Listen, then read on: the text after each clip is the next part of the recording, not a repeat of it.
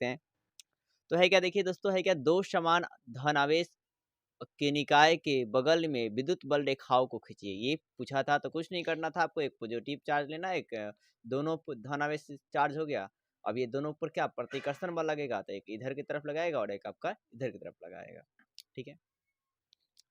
अब है क्या कि दूसरा है आवेश का आयतन घनत्व क्या है, उसमें सिर्फ पिक्चर बनाते हैं। आवेश का आयतन घनत्व क्या होता है, तो आवेश का आयतन घनत्व को रो से कहते हैं, और ये बराबर क्यू बाई वी होता है। क्यू का मतलब यहाँ पर आवेश है, वी का मतलब आयतन है। तो आप इसको ऐसे लिख सकते हैं कि किसी चालक के इकाई आयतन में उपस्थित आवेश को आयतन घनत्व कहा जाता है। किसी चालक के इकाई आयतन में उपस्थित आवेश को आवेश का आयतन घनत्व कहा जाता है। इसे रो से सूचित किया जाता है और इसका एसआई मात्रक कूलाम प्रति मीटर क्यूब होता है और इसकी बीमा m के पावर 0 और l के पावर -3 IT होता है। अब है क्या दोस्तों कि विद्युत अनुनाद किसे कहते हैं, विद्युत अनुनाद किसे कहा जाता है, तो है क्या, जब निश्चित आवृत्ति पर धारा का मान अधिकतम हो जाता है, तो उसे विद्युत अनुनाद कहते हैं। और ये घटना, तो क्या सुना आपने, विद्युत अनुनाद किसे कहा जाएगा, जब निश्चित आवृत्ति पर धारा का मान अधिकतम होता जाता है तो उसे विद्युत अनुनाद कहते हैं। ठीक है, इसी घटना को विद्युत अनुनाद कहा जाता है। अब है दोस्तों कि किसी इसमें और पॉइंट आप लिख से लेंगे कि किसी चालक में क्या होता है कि प्रतिरोध को और प्रतिबाधा, इन सभी का मात्रक क्या होता है, तो ओम होता है। प्रतिरोध, प्रतिघात और प्रतिबाधा। आर का मतलब प्रतिरोध है और एक्स का मतलब प्रतिघात है और जेड मतलब प्रतिबाधा। इन सभी का मात्रक दोस्तों क्या होता है, ओम होता है। ये एमसीक्यू सवाल हो गए। अब है दोस्तों कि नीला और पीला रंगों के लिए कार्बन प्रतिरोध का कलर कोड लिखे। तो नीला और पीला रंग के कार्बन प्रतिरोध निम्नलिखित है। नीला के लिए 6 होता है और पीला के लिए 4 होता है।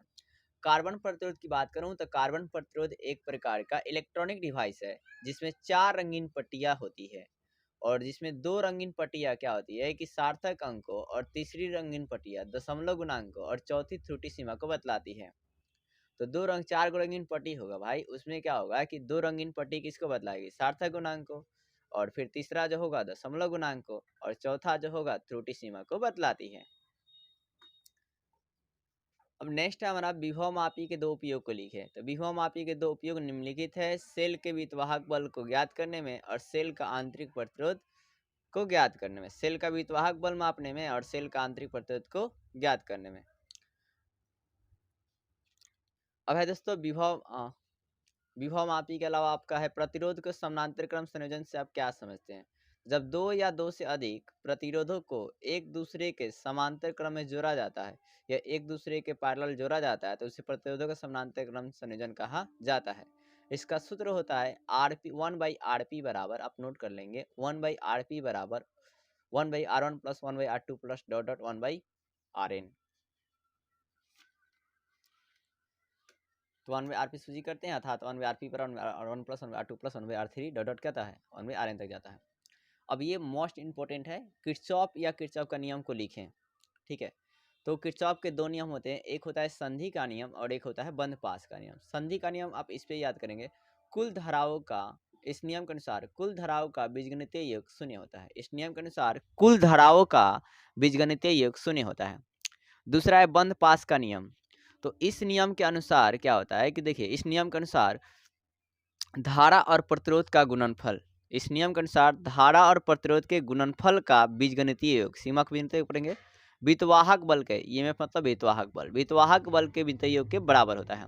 फिर से सुनिए, क्या सुना आपने, बंद पास के नियम के अनुसार कुल धारा और प्रतिरोध के गुणनफल का बीजगणितीय योग वितवाहक बल के बीजगणितीय योग के बराबर होता है। नेक्स्ट हमारा है धारा घनत्व से आप क्या समझते हैं या धारा घनत्व किसे कहते हैं। तो इसको भी आप फार्मूला पे याद कर सकते हैं कि किसी चालक के इकाई क्षेत्रफल में प्रवाहित धारा को धारा घनत्व कहा जाता है। इससे जे से सूचित किया जाता है और इसका इससे जे बराबर आई बाई ए होता है। मात्रा क्या होगा, तो एम्पियर प्रति मीटर स्क्वायर। क्या होता है, एम्पियर प्रति मीटर स्क्वायर। इसका ऐसा ही मात्रा क्या होता है, एम्पियर प्रति मीटर स्क्वायर।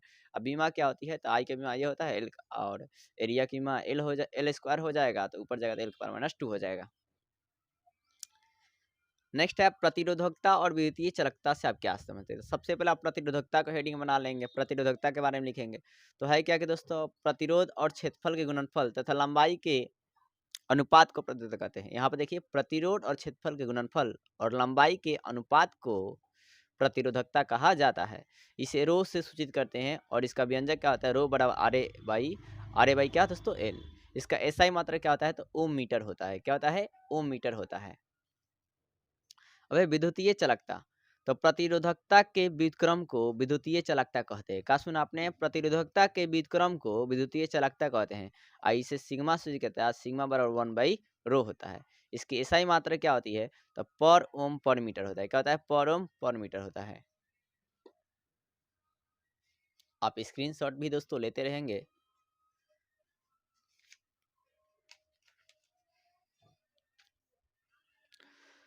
अरे तो विद्युत शक्ति, तो विद्युत शक्ति किसे कहते हैं, तो है क्या दोस्तों, फॉर्मूला आप याद कर लीजिएगा आप। विद्युत ऊर्जा और समय के अनुपात को विद्युत शक्ति कहा जाता है। विद्युत ऊर्जा और समय के अनुपात को विद्युत शक्ति कहते हैं। और इसे पी भी कहता है, पी, और इसका एसआई मात्रक वाट, किलोवाट, मेगावाट, ठीक है, हर्ट्ज पावर इत्यादि होता है। और एक एचपी बार आप याद रखेंगे 746 वाट होता है। कितना होता है, 746 वाट। इसका व्यंजक क्या होता है, पी बराबर W/T होता है। या क्या होता है, पी बराबर we square are. 12th MCQ में पूछे जाते हैं विद्युत परिपथ की शक्ति क्या होती है, तो पी बराबर वी स्क्वायर आर। ये ज़्यादातर आपके ऑप्शन में रहते हैं। अरे बायोसार्वट, बायोसार्वट सर्वट आप लिख लीजिएगा। बायोसार्वट का नियम क्या होता है, तो बायोसार्वट के नियम के अनुसार दोस्तों क्या होता है कि अल्पांश चुंबक, डीबी मतलब अल्पांश चुंबक से, डीएल मतलब अल्पांश लंबाई, ठीक है ना। डीबी मतलब अल्पांश चुंबक से, डीबी मतलब डीएल मतलब अल्पांश लंबाई। तो बायोसार्वट नियम के अनुसार अल्पांश चुंबक क्षेत्र अल्पांश लंबाई के समानुपाती होता है, इस अर्थात डीबी समानुपाती डीएल। समीकरण 1 मान लेंगे। फिर अल्पांश चुंबकीय क्षेत्र ज्या कोण के समानुपाती होता है, समीकरण 2। फिर अल्पांश चुंबकीय क्षेत्र दूरी के वर्ग के व्युत्क्रमानुपाती होता है, समीकरण 3। अल्पांश चुंबकीय क्षेत्र धारा के समानुपाती होता है, समीकरण 4। अब तीनों समीकरण को ले लेंगे फ्रॉम 1, 2 एंड 3 एंड क्या दोस्तों 4 से, तो आपको क्या मिलेगा, तो देखिए सभी में क्या है, डीबी है तो डीबी को नोट करेंगे, और आई है तो आई, डीएल है तो डीएल, साइन थीटा है तो साइन थीटा। अब बट्टा में यहाँ पर आर स्क्वायर है तो आर स्क्वायर। अब ये समानुपाती चिन्ह हटेगा ना, तो बराबर का चिन्ह और कांस्टेंट राशि यहाँ पर आता है म्यू नॉट बटा 4 पाई। क्या आता है, म्यू नॉट बटा 4 पाई। इस कांस्टेंट राशि का मान जो होता है म्यू नॉट बाई 4 पाई का 10⁻⁷ टेस्ला प्रति न्यूटन।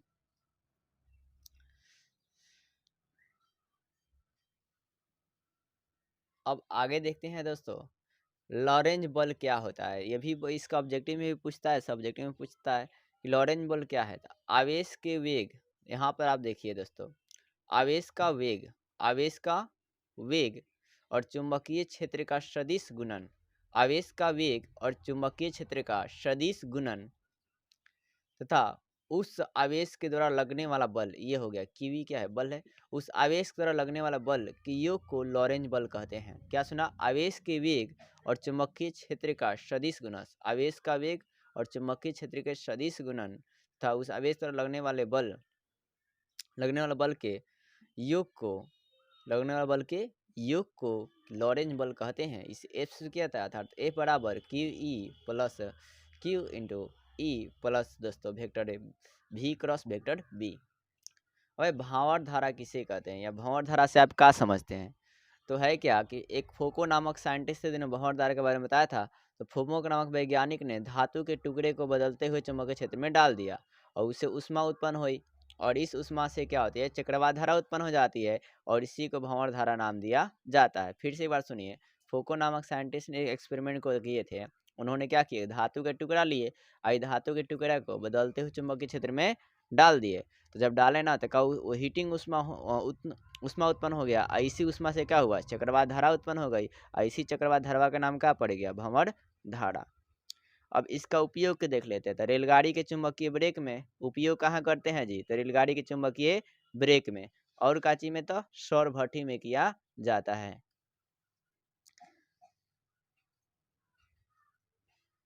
अब दोस्तों है संट या पार्श्ववाही। क्या है संट या पार्श्ववाही, क्या होता है? तो यह एक अल्प प्रतिरोध का तार होता है। संट या पार्श्ववाही क्या होता है? ये अल्प प्रतिरोध का मतलब छोटा प्रतिरोध का तार होता है, जो विद्युत परिपथ में सुरक्षा का कार्य करता है। जो विद्युत परिपथ में काची का काम करता है जी? सुरक्षा का काम करता है। और ये समानांतर क्रम में जुड़ा होता है। प्रायः किस में जुड़ा होता है? समानांतर क्रम में जुड़ा होता है।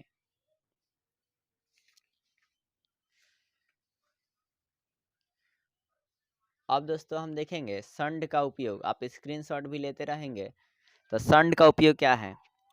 तो है क्या, विद्युत परिपथ में सुरक्षा के रूप में एमीटर को वोल्टमीटर में बदलने के लिए एमीटर के प्रास को बढ़ाने में। क्या सुना? सुरक्षा के रूप में वोल्टमीटर बनाने में और एमीटर के प्रास को बढ़ाने में।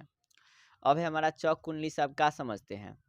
तो चौक कुंडली एक प्रकार का इलेक्ट्रॉनिक डिवाइस है, ठीक है ना। एक प्रकार क्या है दोस्तों? इलेक्ट्रॉनिक डिवाइस है, जिसमें नरम लोहे का करोड का विद्युत रोधी तांबे के तार पर लिपटा जाता है, जिससे प्रतिरोध शून्य हो जाता है और परिपथ में ऊर्जा की खपत कम होती है, तो उसे चौक कुंडली कहते हैं। चौक कुंडली एक प्रकार का इलेक्ट्रॉनिक डिवाइस है, में नरम लोहा के करोड पर विद्युत रोधी तांबे के तार को, है क्या, विद्युत रोधी तांबे के तार को लेपटा जाता है, मतलब कवर वाला लेपटा जाता है। एकरा से क्या होता है? प्रतिरोध क्या होता है? शून्य हो जाता है। और प्रतिरोधवा जब शून्य हो जाएगा ना, तो परिपथ में ऊर्जा की खपत कम होती है, क्योंकि मतलब जब रेजिस्टेंस कम हो जाएंगे तो इलेक्ट्रिक करंट करंट तेजी से बहेगी, उसमें ऊर्जा खपत कम होगा। अब है क्या, ट्रांसफर के करोड़ को परतदार क्यों बनाया जाता है? ट्रांसफर के करोड़ को परतदार क्या है बनाया जाता है? तो आप देखिए कि काहे बनाया जाता है। तो ट्रांसफर के करोड़ को परतदार बनाया जाता है क्योंकि परतदार करोड़ ताम्र क्षय को कम करता है। ट्रांसफर के करोड़ को परतदार बनाते हैं क्योंकि ये ताम्र क्षय को क्या करता है? कम करता है, ठीक है। जब यह करोड़ प्रदार नहीं होता है, तब ट्रांसफर में चक्रवात धारा उत्पन्न हो जाती है। और जब करोड़वा प्रदार नहीं रहेगा तो ट्रांसफर में क्या हो जाएगा? चक्रवात धारा मतलब भंवर धारा उत्पन्न हो जाएगा, जिसे भंवर धारा कहते हैं। और इस भंवर धारा से ट्रांसफर में खराबी आ जाती है। तो प्रदार काहे बनाते हैं? तो आपने ये समझ लिया कि मतलब इसमें ताम्रक्षय उत्पन्न हो जाएगा। ताम्रक्षय जब उत्पन्न हो जाएगा, अगर प्रदार नहीं बनाएगा, तो ट्रांसफार्मर चक्रवात धारा बहेगी, और चक्रवात धारा को भंवर धारा कहते हैं। ये भंवर धारा ट्रांसफार्मर में क्या हो जाएगी? खराबी आ जाएगा। अब है दोस्तों स्वप्रेरकत्व और अनवन प्रेरकत्व में अंतर। तो स्वप्रेरकत्व और अनवन प्रेरकत्व में निम्नलिखित अंतर है। आप स्क्रीनशॉट भी इसको ले सकते हैं। तो स्वप्रेरकत्व और अनवन प्रेरकत्व निम्नलिखित अंतर है। किसी कुंडली में बहने वाली धारा के मान में परिवर्तन करने पर उसी कुंडली में ही प्रेरित धारा में होने की परिघटना को स्वप्रेरकत्व कहते हैं। क्या सुना? कि किसी कुंडली में बहने वाली धारा, मान लीजिए कोई कुंडली है, उसमें धारा बह रहा है, धारा के मान में क्या होता है? परिवर्तन हो रहा है, और उससे फिर उसमें प्रेरित धारा भी उत्पन्न होने के जब हो जाएगा, तो इसी घटना को स्वप्रेरकत्व कहते हैं। तो क्या कर रहा है कि किसी कुंडली में बहने वाली धारा का मान में परिवर्तन करने पर उसी कुंडली में प्रेरित धारा उत्पन्न हो जाती है, तो इसी घटना को स्वप्रेरकत्व कहते हैं। और दूसरी तरफ किसी कुंडली में बहने वाली धारा का मान अगर परिवर्तन किया जाता है, तो पास में स्थित दूसरे कुंडली में प्रेरित धारा उत्पन्न होता है। देखिए, हेमे का होगा कि किसी कुंडली में धारा के मान में परिवर्तन कीजिएगा, तो उसी कुंडली में क्या होगा? प्रेरित धारा उत्पन्न हो जाएगी, तो इसी घटना को स्वप्रेरकत्व कहते हैं। इसमें आपका अन्वयन प्रेरकत्व, जबकि अन्वयन प्रेरकत्व में क्या होता है कि किसी कुंडली में बहने वाली धारा के मान में परिवर्तन किया जाएगा, तो पास में दूसरा कुंडली रहेगा, ओ में प्रेरित धारा उत्पन्न हो जाता है, तो इस घटना को अन्वयन प्रेरकत्व कहा जाता है। स्वप्रेरकत्व को एल से सूचित करते हैं, जबकि अन्वयन प्रेरकत्व को कैपिटल एम से सूचित किया जाता है। इसमें केवल एक कुंडली होता है, जबकि इसमें केवल दो कुंडली होता है। इसमें आप कहे कि स्वप्रेरकत्व में क्या होता है कि संबंधित गुणांक स्वप्रेरकत्व गुणांक कहते हैं। स्वप्रेरकत्व संबंधित गुणांक को स्वप्रेरकत्व गुणांक कहते हैं, जबकि अन्वयन प्रेरकत्व से संबंधित गुणांक को अन्वयन प्रेरकत्व कहते हैं। इसमें प्रेरित धारा मुख्य रूप से मान सीधे प्रवाहित होता है। प्रेरित धारा जो है सीधे प्रवाहित होता है, डायरेक्ट याद रखिए। और अन्वयन प्रेरकत्व में प्रेरित धारा जो है सीधे प्रवाहित नहीं होता है। तो स्वप्रेरकत्व अन्वयन प्रेरकत्व अंतर भी देख लिया आपने। स्क्रीनशॉट आप ले सकते हैं दोस्तों अच्छे से।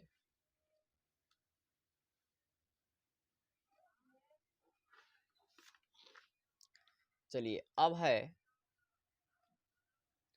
नमन कोण से आप क्या समझते हैं? तो चुंबकीय क्षेत्र के क्षैतिज तल से जितना कोण बनता है ना, उसे नमन कोण कहते हैं या नति कोण कहते हैं। क्या सुने आप? चुंबकीय क्षेत्र से चुंबकीय क्षेत्र के क्षैतिज तल से जितना कोण बनता है उसे नमन कोण कहते हैं या नति कोण कहते हैं, और इसे डेल्टा से सूचित किया जाता है। कैसे करते हैं? डेल्टा से। और नमन कोण का मान ध्रुव पर 90 डिग्री का होता है, आप विषुवत रेखा पर 0 डिग्री का। आप अच्छा से लिखेंगे कि इसे लेमडा से सूचित किया जाता है, इसे पूरा लिखेंगे, किया जाता है। इसका मान ध्रुव पर 90 डिग्री होता है, अब विषुवत रेखा पर 0 डिग्री होता है, तब जाके आपको 2 मार्क्स मिलेंगे अच्छे से। दिक्पात कोण, तो चुंबकीय यामियों और भौगोलिक यामियों के बीच के कोण को ना दिक्पात कोण कहते हैं। कहा सुने आप? चुंबकीय यामियों और भौगोलिक यामियों के बीच के कोण को दिक्पात कोण कहते हैं। दिक्पात कोण तथा नमन कोण को पृथ्वी का चुंबकत्व कहते हैं। नोट बात यह रखिएगा, दिक्पात कोण, नमन कोण को पृथ्वी का चुंबकीय तत्व कहते हैं। इसके अलावा क्षैतिज घटक भी आता है इसमें। अब नेक्स्ट है सतीले पात से आप क्या समझते हैं? इसकी सहायता से धारणशीलता और निग्राहिता को समझाइए। तो चुंबकीय तीव्रता और चुंबकीय क्षेत्र के बीच क्या ग्राफ जो होता है ना,